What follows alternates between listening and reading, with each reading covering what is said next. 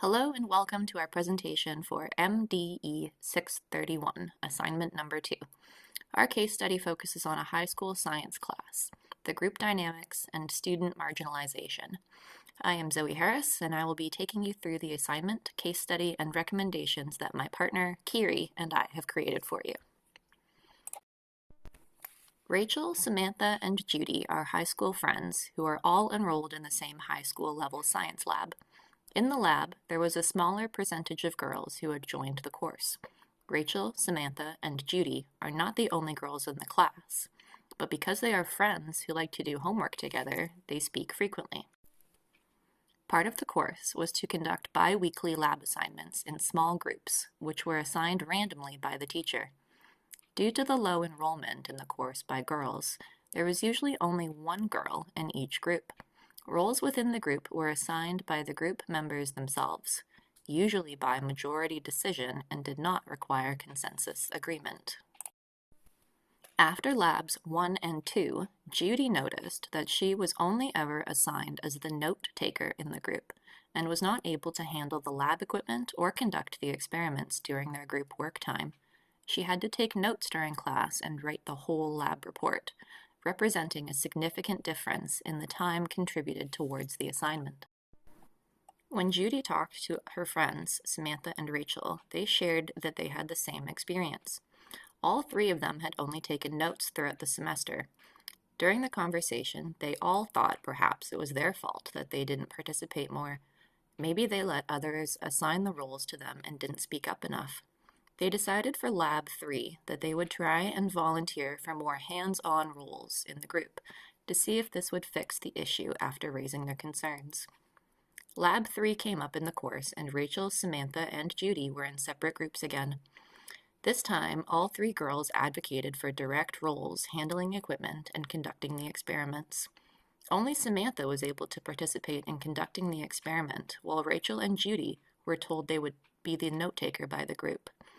Still wanting to get a participation grade, Rachel and Judy proceeded as the note-takers again, but being so discouraged by their usual role assignment, they got a lower grade than in previous groups.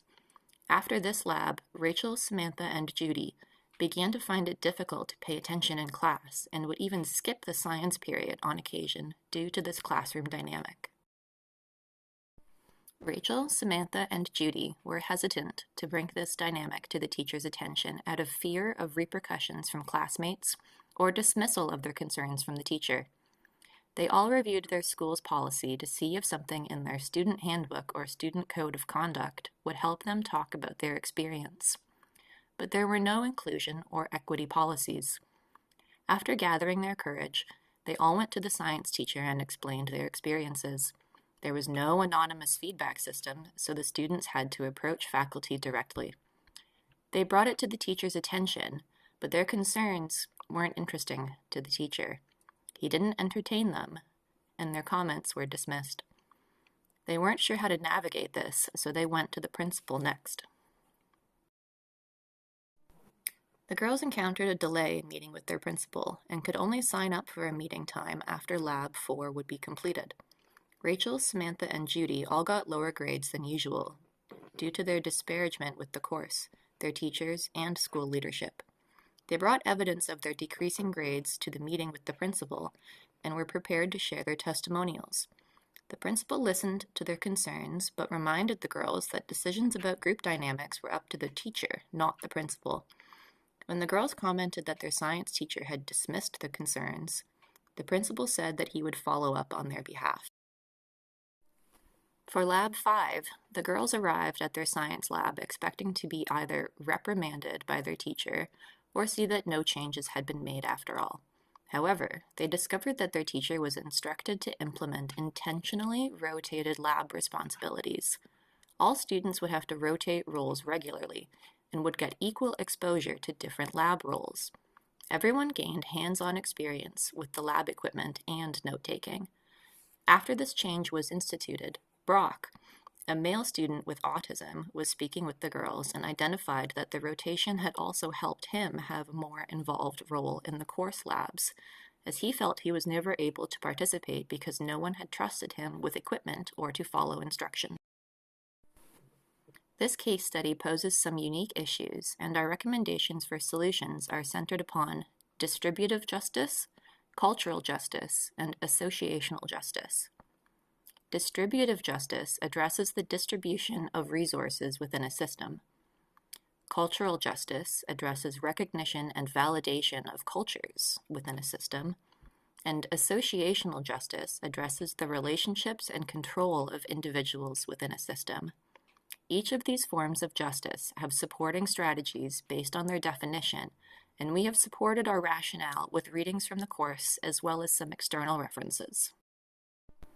It is deeply important to pay attention to the systems that surround the context of the case study in order to develop more inclusive practices and policies. In this classroom, practical exercises failed on multiple levels to provide equitable access to the learning experiences. Handling equipment and conducting experiments are essential to the learning and development of the students in this course, yet the implementation allowed for compositional inequities to disadvantage a specific group of students. Hands-on learning and skill development was not accessible to all learners because of these factors. The response seen in the case study by the teacher dismissed and undermined the concerns of marginalized students, requiring them to escalate their concerns to the principal. The actions of the teacher had a direct impact on the students' loss of motivation, impacting class metrics through a decline in grades and attendance. Student self-advocacy was ultimately not enough to impact the shared experience of Rachel, Samantha, and Judy. Compositional barriers remained. Systemic and institutional change were the actions required for equitable access in the classroom. Having no school policies to refer to about the commitment to accessible and equitable learning opportunities is a key issue that presents clearly in the case study. Without the guidance of a policy or procedural manual, the teacher was not privy to these requirements, and they cannot be enforced by leadership like the principal. First and second order change can be used to support students in the systems they are operating within. First order change adapts to the original process of the system without too much disruption. First order change examples would be changing curriculum or changing schedules. Second order change involves changing core processes and fundamentally replaces what once was. Total transformation and reconceptualization are central to second order change, where diversity is not seen as a problem, but as fundamental to the curriculum. In the case study, the teacher implemented a role rotation chart as a solution, which removed the risk of a decision-making majority in a group. First order change is reflected here as the curriculum was adjusted with little disruption or requirements for a change in mindset. This allowed for a more even distribution of roles for all students. This change solved the issue at hand for this specific context, but alternatives may exist that could support other students in their own unique situation. While the role rotation sought to solve the issue, there are other approaches to solving the same problem. For the labs, the teacher could eliminate the structure of having only one role per person. For each lab, every student could contribute to the notes and the lab case report. This is another representation of a first-order change, as the curriculum is merely adjusted and does not require a significant change in mindset. By each student having a small role in everything, it means no one is restricted to doing something that they are uncomfortable with for a prolonged period. Some students may only want to be note-takers, but by encouraging small amounts of participation at every stage, each student can grow in a meaningful, yet not overwhelming capacity. In addition, having an anonymous feedback system would have better supported these students with reporting their concerns. Students Rachel, Samantha, and Judy were initially hesitant to raise their concerns due to a lack of institutional support mechanisms designed to protect marginalized students. For many teachers, the classroom is where they can exert control, and challenging this control is usually perceived as a personal attack. An anonymous survey as a feedback mechanism serves to protect students who want to see change without having to come forward themselves or face a teacher perceiving their actions as a personal affront. Developing policies and enforcing policies that support students and teachers are critical for sustained institutional improvement and growth. For an inclusive approach to education to be successful and sustainable, the process must be founded upon a whole school or holistic perspective. The implementation of systems change following policy reforms prompts schools to restructure their approaches to learning delivery in order to better support students in achieving learning outcomes within more inclusive environments. These policy shifts have required leadership in education to reconsider their perspectives on how learning happens for diverse learners, as well as to reflect on the roles as professionals within schools. Cultural justice emphasizes the importance of acknowledging the perspective of students and their lived experience.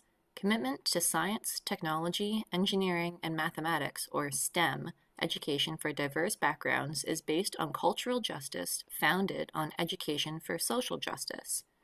The main focus on the case study was students Rachel, Samantha, and Judy's experience trying to have more access to experiential learning in science labs. At the end of the case study, we learn about Brock, highlighting the importance of an intersectional approach. While the policy changes were motivated by gender concerns, it also addressed unknown barriers faced by a student with autism. By introducing policies that sought to protect one marginalized group, the policies were able to better support multiple marginalized students. Most prominent concerns include stereotype bias, lack of confidence tied to grades and performance, a difference in mentorship between the sexes, and a shortage of female role models. Female students may be less confident in STEM courses than male students, even though they will display similar levels of performance. Male students will still rate themselves more competent than their fellow female students. Multiple ethical paradigm is a model created to support ethical decision-making in complex situations through 4 ethical lenses: critique, care, justice, and profession. The ethic of critique encourages individuals to think autonomously, not just accepting the ethics of those in power. The ethic of care emphasizes empathy in the relational context of circumstances. Ethics of professionalism is a practical approach that centers professional codes and standards, all with the best interest of the student in mind. Students at the beginning of the course could engage in a co-developed set of agreements. The teacher would facilitate the conversation amongst all the students and would develop shared experiences of each other. These shared expectations among students can be referred to during the length of the course and would help actualize policies that exist. By reviewing the policies and taking direct action from them, it put those policies into action. This strategy can reflect the ethic of critique as it asks students to examine what is currently in place. Discussion can arise at this time that questions why policies exist and the power structures that are baked into them. Teacher training should be implemented for inclusion training. This training would start by improving the educator's self-awareness to have more empathy for students and apply theories of inclusion. This may represent something that straddles first and second order change. For some exposed to more inclusive educational practices, it may be more first order change. Others with less familiarity may have greater mindset impact and thus would represent second order change. If this training had been in place and the teacher in the case study had greater empathy for the female students in the class expressing their concerns, the changes needed to mitigate the issues would have taken place quicker. Having teacher training would also support the ethic of profession and care. By developing more skills and understanding with inclusion, teachers can walk away with more empathy in the best interest of the student. In the case study, there are key elements of the institution that fail to protect the students, Rachel, Samantha, and Judy, from the effects of marginalization in their science class. Associational justice refers to the actions taken by institutions in order to control individuals. Specifically, it discusses the principles of fairness, equity, and moral conduct within relationships. Samantha, Rachel, and Judy are students of the high school, but also students of the teacher and peers to their fellow classmates. Each of these relationships has a distinct form of interaction with the other, and there are coordinating behavioral expectations. In an educational environment, behavior is used as a method of measurement through not just grades, but also social conduct. The high school's relationship with the students operates on the expectation that behavior will be aligned with their rules and regulations, with the consequences of detention, suspension, or expulsion. The teacher's relationships with the student is similar to that of the school. It operates on behavioral expectation on a smaller scale. The teacher expects the students to follow their classroom rules and assigned instructions with consequences that can increase in severity. The relationship that Rachel, Samantha, and Judy have with their peers is a mix of academic and social, where the determined behavior is to avoid embarrassment or the appearance of otherness. The principles of fairness, equity, and moral conduct within the relationships in this case study cannot be upheld without significant changes. The relationship dynamic between the students and the high school itself is lacking in fairness and equity. Opportunities for feedback are limited to direct conversation with no element of anonymity, which is unfair to those who choose to raise their concerns, and it poses the risk of inequitable repercussions.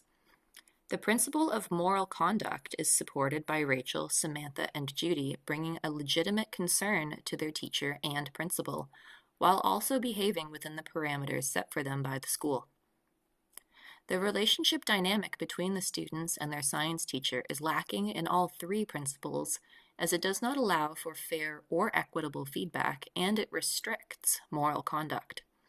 Rachel, Samantha, and Judy must speak to their teacher in person to share their concerns, only after acting against their morals during the lab exercise. Strategies to mitigate the lack of principles can include improved methodology for feedback, including the recommendation for anonymity. An additional employee of the school should also be identified or hired to take on the role of counselor or EDII specialist, whom students can bring their concerns to. The student voice is an essential part of this educational environment and should be heard. A counselor or EDII specialist can take student voices into account and understand the context of their situation in relation to cultural and societal trends for their age group. A counselor or EDII specialist can improve the principles of associational justice for the students at the high school as a moderator and mediator of relationships. If there is a conflict within student to school, student to teacher, or student to student dynamic, this person can dissect the situation and provide a solution outside of the classroom or academic environment. This limits the potential of negative effects and consequences for all individuals involved by reducing the visibility of the conflict to resolve it privately. In conclusion, schools play a foundational role in shaping the belief systems of communities and cultures. The values fostered within classrooms often extend beyond the school environment and influence the wider communities that students are part of. As demonstrated in the case study, developing strategies that strengthen the inclusion of students with marginalized identities requires a holistic approach that addresses both classroom practices and broader institutional structures, including human resources. This approach should include teacher training, inclusive policies, and classroom activities that allow students to identify with and engage with individuals involved in STEM. By intentionally designing learning environments that prioritize equity and representation, educators can support more inclusive educational experiences while contributing to broader social change within their communities. One of the main strategies for impactful change is improvements to teacher training and human resources. This involves regular, mandatory training in the areas of EDII, as well as the introduction of a counselor or EDII specialist, who can monitor training and hold faculty accountable. Each individual in the case study is accountable for their actions and lack thereof. Additionally, the introduction of an EDII policy and procedure manual will reinforce the need for accountability. While training is important, a policy that can be referenced during times of conflict or concern acts as a behavioral guide to dictate the proper actions to be taken. This guarantees that an action will be taken instead of an apathetic dismissal like Rachel, Samantha, and Judy experienced. Academic exercises like the science lab experiments should be designed intentionally, with an understanding that issues can arise and flexibility may be required. Rachel, Samantha, and Judy are students and children who require guidance and protection from the adults in the case study, including the teacher and principal.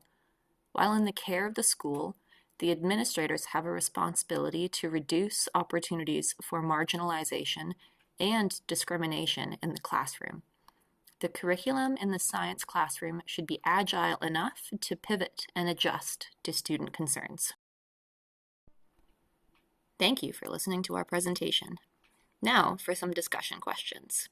The first, how can schools balance first-order and second-order change when addressing inequities in classroom participation? The second, how can you, as an educator, incorporate the principles of the multiple ethical paradigm, critique, care, justice, and profession, when responding to student concerns about inequitable classroom practices?